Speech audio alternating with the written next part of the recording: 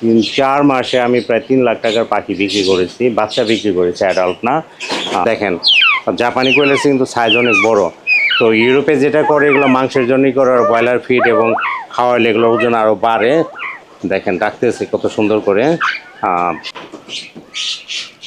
High friends, this is Shyamal and welcome to my blog. আশা করি আপনারা সবাই ভালো আছেন।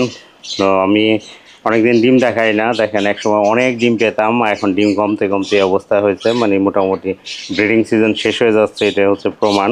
এটা হচ্ছে ময়ূরের ডিম। আমার ময়ূর হচ্ছে 7 দিন 10 দিন পর পর একটা করে ডিম পারে, মানে খুব বিরক্তিকর আর কি, ডিসগাস্টিং। তো কেন এমন হচ্ছে? খাওয়া দাওয়া আমি আজকে লেয়ার ওয়ান এনেছি, যে লেয়ার ওয়ান খাওয়ালে ওটা লেয়ার ওয়ান খেতে চায় না, শুধু হচ্ছে ওরা কি গুঁড়াটাই খায় পছন্দ করে বেশি, মানে গুঁড়া খাবার খেতেই চায় না। ছোটোবেলাতে খাওয়া এনে দিকে হতে পারে একটা, বা আগে থেকে খাওয়া এনে দিকে। এখন ডিম সবই কমে গেছে। স্নোফ্লেকের ডিম কমে গেছে, নর্দার্ন বো হোয়াইটের ডিম নাই, তারপরে আপনার রেড টিনেজের ডিম অল্প কয়েকটা আছে, আর হচ্ছে স্নোফ্লেকের ডিমও কম। তো এই নোংরা যেগুলো দেখতেছেন এগুলো খুব সম্ভবত মেক্সিকানের ডিম, এবং বাকিগুলো হচ্ছে স্নোফ্লেক এবং নর্দার্ন বব হোয়াইটের ডিম। তো সরি, রেড টিনেজের ডিম। ডিম একদমই কমে গেছে, যেখানে আমি পুরা এই বক্স ভরে ডিম নিতাম। তো এনিওয়ে, আজকে আপনাদের সাথে আরেকটা জিনিস শেয়ার করবো। শুধু তো পাখি দেখাই বা পাখির আপডেট শেয়ার করি। আগে তো সেলস আপডেটও দিতাম না বা বিক্রি করতাম না, কিন্তু আসলে সত্যি কথা বলতে বিক্রি করি।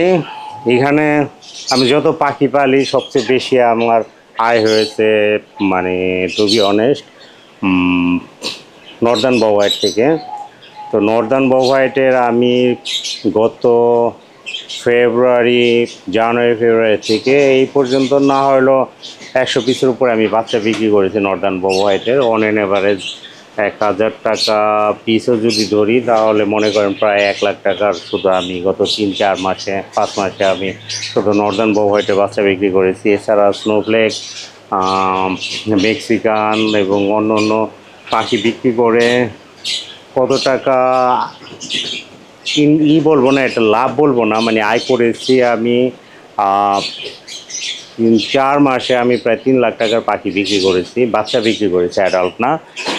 অ্যাডাল্ট পাখি এখনও সেল করি না, কয়েকটা সেল করেছি, খুব বেশি সেল করি নাই। আর খরচ যদি হিসাব করি তাহলে খরচ আছে মাসে 10-15 হাজার টাকা খরচ আছে, খাওয়ার খরচ, তারপর আদার আনুষঙ্গিক। তো হিসাবে আমি যদি হিসাব করি যে মাসে অন অ্যান অ্যাভারেজ 50,000 টাকা, মানে খরচ টরচ বাদ দিয়ে প্রফিট হয় আর কি ইদানিং। তো এটাও আসলে খুব বেশি না, যে পরিমাণে ইনভেস্ট আছে সেই তুলনায় নগণ্য। কিন্তু আপনারা বিশেষ করে যারা স্টুডেন্ট আছেন, তারা কিন্তু আসলে চাকরির পাশাপাশি আপনারা এই শৌখিন কোয়েল নিয়ে কাজ করতে পারেন। জাপানি কোয়েল পেলে বাণিজ্যিক আকারে পারলে লাভ, কিন্তু শখ করে যারা পালেন ডিম খাওয়ার জন্য পালতে পারেন, সেটা অন্য কথা। কিন্তু সেখান থেকে যদি আপনি প্রফিট করতে চান, 50টা 100টা জাপানি কোয়েল না পেলে আপনার 2-3 জোড়া নর্দার্ন বব হোয়াইট বা স্নোফ্লেক বা এগুলো পালা অনেক লাভজনক, কারণ এদের খাবার খরচ একদম কম। আপনার জাপানি কোয়েলের চেয়ে এদের খাবার ফিড কম লাগে। আমি 50 কেজি খাবার আনিয়েছি, হাফ বস্তা ঢালা হয়েছে, আর হাফ বস্তা 50 কেজি আমার প্রায় সব কোয়েল এখানে আপনার কত 100-র উপরে হবে না, 100-র উপরে দেয়, প্রায় 150-র মতো, 150 হবে, তো 150-200 হতে পারে, মানে গণি নাই। কিং কোয়েলই তো গন্ধ পাই না, কত কিং কোয়েল আছে। 150-200 কোয়েলের জন্য এক বস্তা খাবার খুব বেশি না, মানে 3,000 টাকা আপনার বস্তা কিনলে 2,500-3,000 টাকা পড়ে। আমি এর আগে খুচরা কিনতাম এবং তখন দাম বেশি পড়তো, 70 টাকা 75 টাকা কেজি পড়তো। এখন হচ্ছে এক বস্তা করে নিয়ে আসি, এবং বস্তা করলে অবশ্যই 1 মাসের বেশি রাখা যায় না, ওগুলো নষ্ট হয়ে যায়। কিন্তু এখন যেহেতু আমার খাবার প্রচুর লাগে, এখন 1 বস্তা করে খাবার আমার কোয়েলের জন্য লাগে। তো আপনার এতগুলা কোয়েলে 1 বস্তা খাবার খুব কম। আর আদার কোনো অসুখ বিসুখ হয়, ঠান্ডা লাগে, ঠান্ডা ছাড়া অসুখ দেখি না ওভাবে। আপনার যদি ট্রিটমেন্ট করেন তাহলে সমস্যা নেই। শীতের সময় একটু ভয় থাকে লাইটের, পর্যাপ্ত লাইটের, যেখানে দেখতে পাচ্ছেন এগুলো আমি শীতের জন্য আর কি এগুলো ব্যবস্থা করে রেখেছি। আবার যখন শীত পড়বে তখন লাইট দিয়ে দিব, প্রত্যেকটা খাঁচার মধ্যে লাইটিংয়ের ব্যবস্থা করে দিব, মানে হিটার বাল্ব। তখন এই গত শীতে আমার একটা পাখিও মারা যায়নি ঠান্ডার জন্য। তো আগে আমি অ্যাটেম্প নিয়েছিলাম, এই জন্য কারেন্ট বিল গেছে অনেক টাকা, 1 মাসে অনেক টাকা কারেন্ট বিল আসছে, কিন্তু তারপরও পাখি সেফ ছিল। তো নর্দার্ন বউ হোয়াইট আপনারা এই যে প্রতিদিন ডিম পারে, আমার একটা পেয়ার সেই ডিসেম্বর থেকে ডিম দিতেছে জানুয়ারি, ফেব্রুয়ারি, মার্চ, এপ্রিল, মে, জুন, জুলাই, 7 মাসে আপনার গড়ে আপনার মাসে সপ্তাহে 6টা আর কি, 60টাও পাইছি, 6টা গড়ে যদি 6টা ধরি তাহলে 424টা হচ্ছে মাসে। এই হিসাবে 7 সপ্তাহে আপনার 7 মাসে কতগুলা ডিম হয় আপনাদের একটা দেখাচ্ছি, ক্যালকুলেশন দেখাচ্ছি, 7 গুণ 24, তাহলে 164টা, 68টা, 150টা ডিম। সেখান থেকে আসলে এক পেয়ারের হিসাব দিতেছি আমি, সেখান থেকে 80টা 100টা বাচ্চা ফোটানো 6 মাসে কোনো ব্যাপারই না। এবং আপনারা জানেন জাপানি কোয়েলের বাচ্চা যেখানে কম, আপনার আমি যাই না মনে হয় 10 টাকা 12 টাকা পিস হতে পারে বা 30 টাকা, বাট আপনার শৌখিন কোয়েলগুলো বিশেষ করে নর্দার্ন বউ হোয়াইটের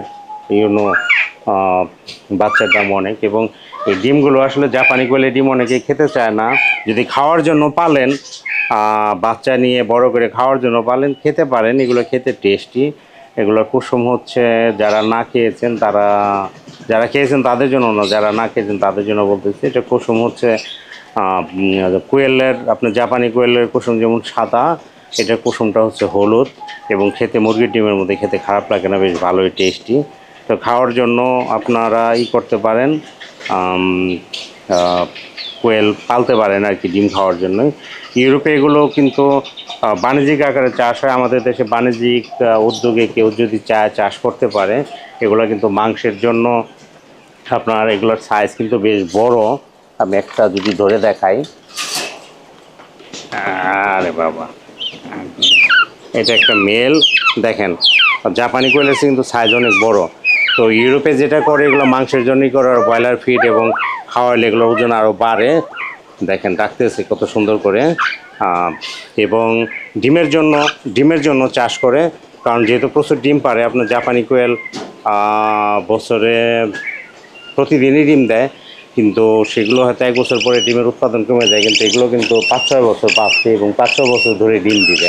মানে সেই হিসাবে আপনার বাণিজ্যিক একটা ভালো সম্ভাবনা আছে, যদি কেউ বাণিজ্যিক আকারে শুরু করতে চায় আর কি।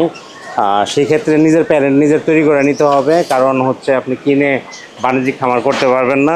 আপনার 2-4 জোড়া দিয়ে শুরু করতে পারেন, তখন যে ডিম হবে সেখান থেকে বাচ্চা উৎপাদন করলে আপনার আসলে খরচ কম যায়। খালি আপনি ইনকিউবেটরের যে কস্ট সেটা এবং বাচ্চা, সেভাবে আপনার 6 মাসের মধ্যে কিন্তু একটা বড় ধরনের প্যারেন্ট স্টক তৈরি করে ফেলতে পারবেন। এই যে এত কোয়েল দেখতেছেন, এগুলো কিন্তু সবই আমার দেখাচ্ছে একটু।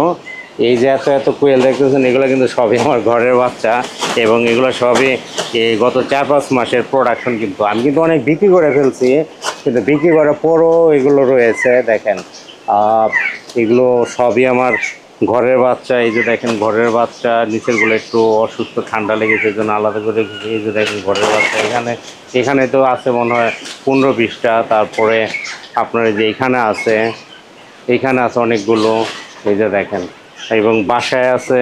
তো সেই হিসাবে দেখেন, সেই হিসাবে মানে আসলে 1-2 জোড়া আমার নর্দার্ন বউ হোয়াইট ছিল 2 পেয়ার, সেই 2 পেয়ার থেকে আমি 9 পেয়ার করেছিলাম। প্রথমে বুঝতে পারি না, অনেক ডিম নষ্ট করে ফেলছি, পরে ইনকিউবেটর দিয়ে করছি। এরপরে তো আমি কয়েকশো আসলে নর্দার্ন বউ হোয়াইটের বাচ্চা পেয়েছি, আমার কাছে আছে বেশ কিছু, অনেকগুলো বিক্রি করেছি, এখন বাসায় আছে।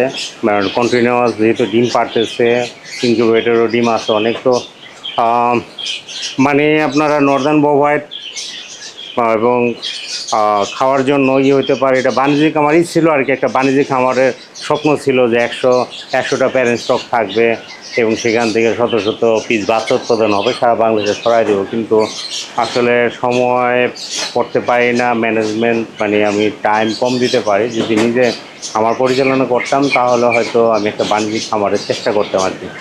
তো এই ছিল, এই পর্যন্ত। ভালো থাকবেন সবাই, ধন্যবাদ সবাইকে।